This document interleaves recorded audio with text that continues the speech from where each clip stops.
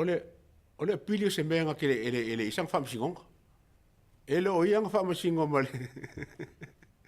Ole woso pili le mea ele o sanga famsingonga. Makoni famsingonga le famsingonga fo le baolo ia o leo ma le ko. A ele se famsingonga ali mongi male. O fea la langi ngei i se mangaku fa ka wa so sesi lava ma fa pe. We e fa famsingonga a leo ma ko ongo lea a pili limongi e la le pure. E ma kwa le ai ma se me la langi ngei e so i se anga va o se ma fa o skanka ola. I se me fa ka fa pe. Ye le la. Ele ngakala inga ke enga o me ye luang ka sa inga loia. A ua maua kai e mare loia. A fa mai ke si. Ko e fa kamala ke o ele si loia si ngia le ye ngi. A ko e fa kamala ke le ka penga nga mengi. Ele e se fa kanga leo e fungange e sau li monge suila ko. Ke le me ia e fa le kongu vai aku. Ia ka kier kom kau. Pe mala vale fa pele ne ke si ko malanga mai a se te mai ka pule sa wai. Ia kongo nga foi mo se avongo ale. O fa ale o lo yesidi le fai ma bolo yale al palmia. Ia on fai le sang fai ale la wa o le la ka ko lo akwa ai kai saule ele kai sau ia Casey Harrison. Kongi fa fongi me le kaulia. Ele o se ka pule kaunga o kongole. O famsi kong.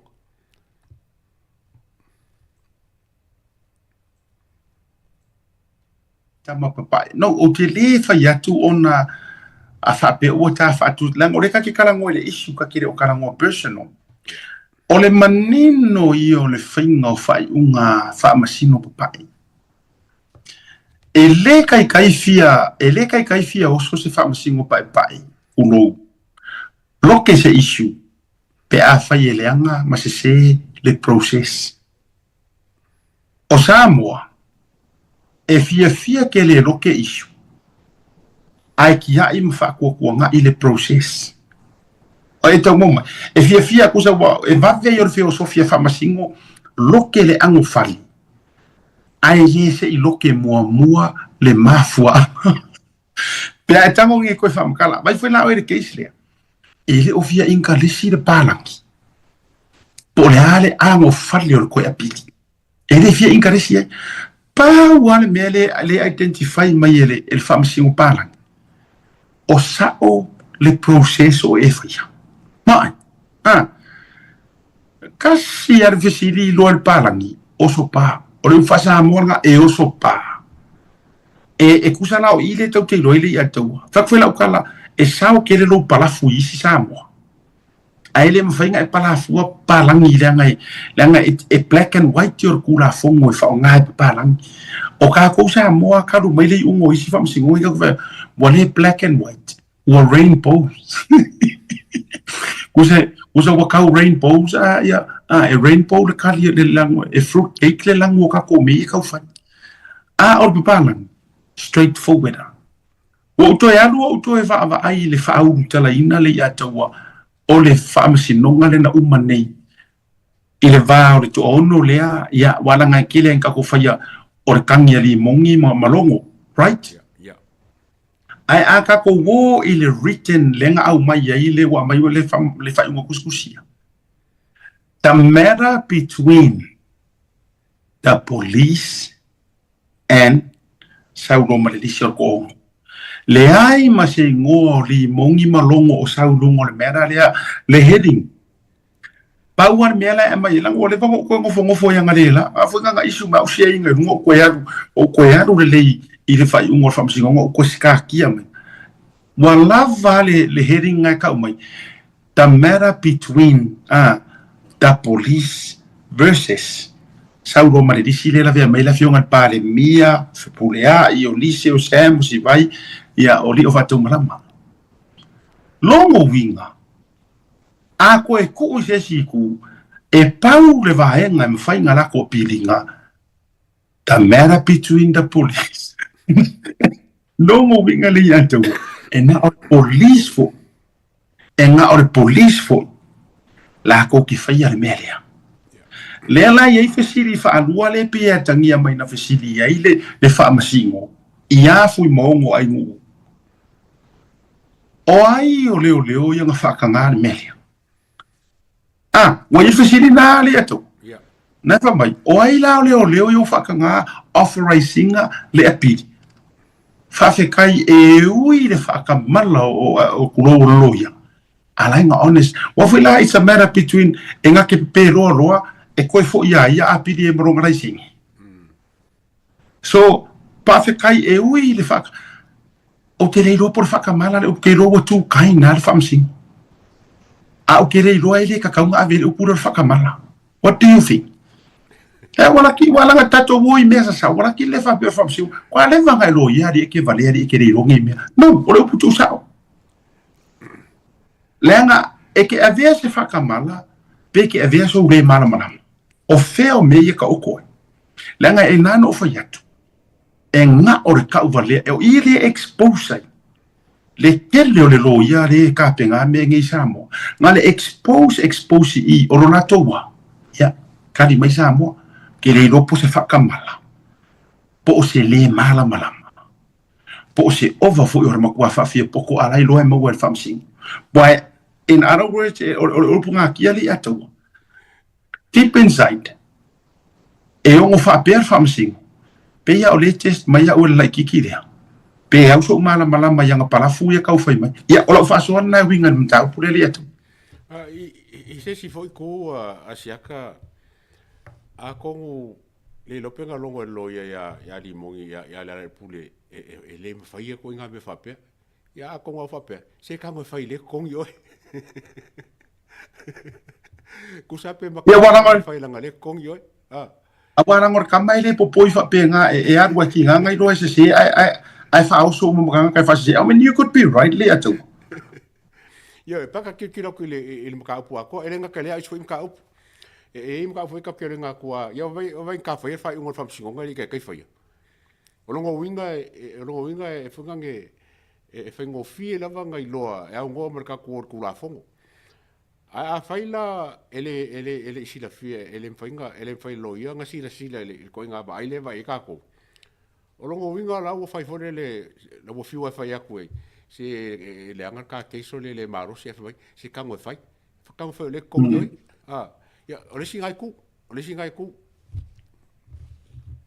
e moni ele se ro fina nga to vi fai lunga fa mo le Bernice le tato watali ai si la fio lo ia la fio ngale ya ai no ule foi mo no se fo ya o se tangata fo ia wai longa I lona tu lai fo I defend le HRPP mana clients ya o tangata fo I tele nga lu fa tasi balanta mo le misio o le ala wa afia mai ya wa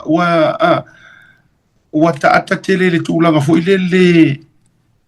le kongi mai al fesiti pa kong ala sawa ole ala ia e rua isu la popo mua wa levang expired le kai me ka wanga faile le apili ioi why e ke le ainga mai within 12 days e te tauna within 12 working days o faila kong se apili ya o isi it can be more than that e faila ole avaku o makua mamao I kuo o pasi o expired ia ai avaku fo ia o kula nga fo ile avaku ele fa pe o ka pe nga mai official le moto ai o sila me mali ele ato leo would never ever isa o nga ngo fo ile over my dead body ele tai to e feta ngo file o ko fa ni api la ko api ele o la ko pure o le pale mia o le bingiska o leo so la we happy leo o proven e mamala ko kai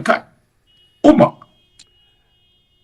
o le mega o le ka ma fo fau ye pe fa fe o nga finga we lo ia se maka upu la nga ke sila fielele e ka nga vaku se fa kanga le official leo ma nga ke sila fielele le kelo fam singonga o awai o ia se lo ia singia o nga ka mo fai mo mongo aku ia limongi e fai masui leo ai le se kangi nga limongi nga imomu o ro manga ku sa ka nga fai se kangi fo limongi a fai manga fai san kangi fo ai no ki e lunga o kangi leo ele le famsingonga le kulenga ia vale fa ngofiang fa ya pe sidi po o se fa kanga leo fa inge me ia kia wa pa fa o se loia o fa ngofiang ngo lo nga me limongi le fa ka fa ele mele la fa fa ia ele se fa kanga leo ke sa fa ia mo su un ka pu ya ai o le si tu pe aru mai maure o le ruru le ya tawa o le la HPP o ko yang o ko ku per ko ruru la o ko va ia ku le caro mai limbo o to va ala ngai ono sa ora so no nga e ono ia wa e vai o si kamai kiki o ku ro wa e la kiki o le liro chef foi mon eu quero kasi le passaio le leo o limo i fefe si lo ya va ale fai o ngai le que lesca comer le wai marca ese furu a fede ngaru ngi fai longa ale ai que lesin ka comer le alo leva kuin ala koirona ma fu mono ma le sunga loia e ma le tu foi la le e para ma ai le para kala e ale foi la agua waila o makua i la yar ka mo fai ale ko ngaro ya o matua i fa o tua ita o tua fa masino palangi e o fa masino ngore pidi wa fa ka mala kere oi e ke sa la o mai me le ka penga ko ma le ka penga le ko fa pe mo palangi or ka wa or vale yo ke le no fu vai su sai ke lo ya la ko ye ko nga cases fa pengi wa ko nga me ka si le ia lo society ile il fa kamala o la koloia mar kilo fo le representing o le association ro ia ingi me fa ka wa fa pe yo ke le wa o ke le lope pa o la lo ia rating so langa ro ia pe le wa pe mo ngi usile fa rating sa ia ke le nga la sa mo pe wa vele me ka wa a fa nga o la se rating mo ka pa u la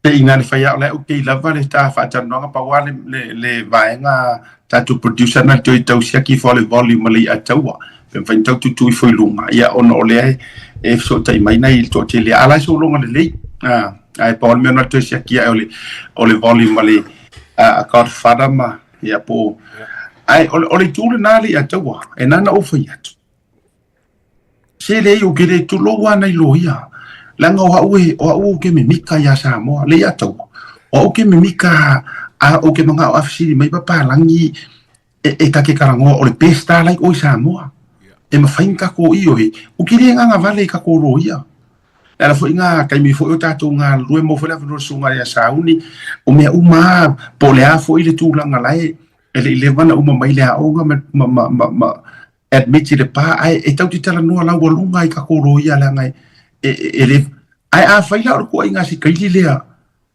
o lea e umaku o aku famasi ngo mai fafo aku keisi mai fafo ai expose ai do mako inga ka penga nga fa pengi e ora matua a to sila la le fa ta telefon olla mai mau ku penga fa arwa mai mau ku pe ya at the end of the day ele o lusi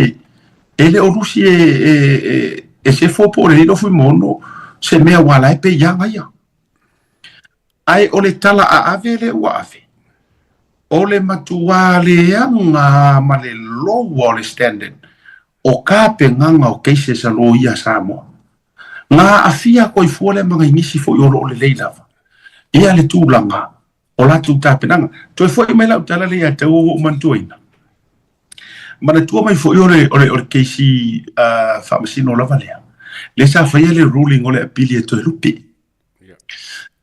ai le wing ole ta ta tu voi mesa sa au ke la mo o fa perimo ole o fa le ruling ale palangi le ele ko lo ke are fa un fa ole pa election fa msi no fo io o tan o me fa o fa tosi ke lo fa pe ma fo limo o kamaka ko le e ta pipi ko kan Wai vai ngai ai. Nga kuai nga ave nga apili. Ai fua ngai fa ma fa. Tu so te la longa le apili ngai. Nga kopeli mongi nga ua sau. Inga usanga osor ka maro ka kopi. Inga ua saule ruling ar keisi por famasino. Ia ua le faawa wina ma le la ua ona pea le famasino le afo ia.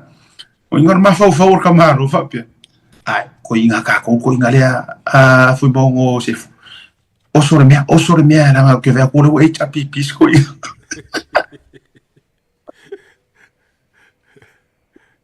Are oso. Ele nga kore mai masias. Ai ka uvare ha ko mare ro ya asia mo le fionga nga fantasia fui mo no se foi. So le oso ku orke mina ngi e mo ki ngora bo I meri ia fui mo se fo fa pia. Me ale mo fa ko ai le umaro oso vale mo fie po.